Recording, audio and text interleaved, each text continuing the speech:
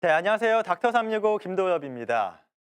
우리나라 사람들은 대부분 좌식 생활을 많이 하죠. 바닥에 앉은 경우 양반다리를 하는 게 보통인데요. 양반다리를 했을 때 골반이 아프고 사타구니 부분에까지 통증이 느껴진다면 대퇴비구 충돌 증후군을 의심해 봐야 한다고 합니다. 오늘은 대퇴비구 충돌 증후군에 대해 알아보겠습니다. 인체에 있는 관절 중 고관절은 골반뼈에 있는 비구와 대퇴골의 골두가 만나 이루어지는 관절로 우리 몸의 중심에서 체중을 버티고 몸을 유연하게 하는 곳입니다.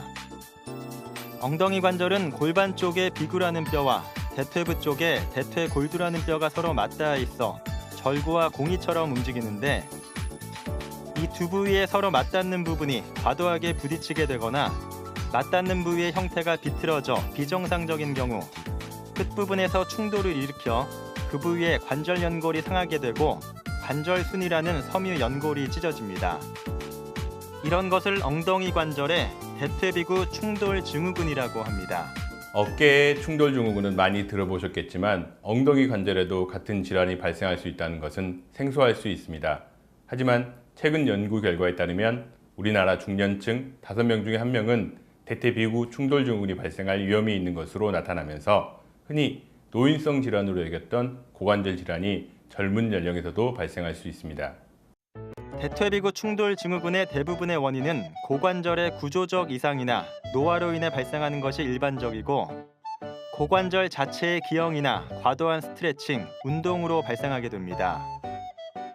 대퇴비구 충돌 증후군의 일반적인 증상으론 양반다리를 하게 되면 사타구니에 통증이 발생하고, 스트레칭과 요가, 자전거를 탈 때 역시 사타구니에서 통증이 발생하게 됩니다. 또는 앉았다 일어날 때 다리에 힘이 빠지는 느낌을 받을 수 있습니다. 20대부터 50대의 신체적 활동이 가장 활발한 연령대에서 주로 발생하고, 운동선수나 골절 후의 부정유압, 대퇴골두 골단 분리증 등의 소화기 고관절 질환 후유증으로 인한 변형이 있는 경우에서 나타나게 됩니다.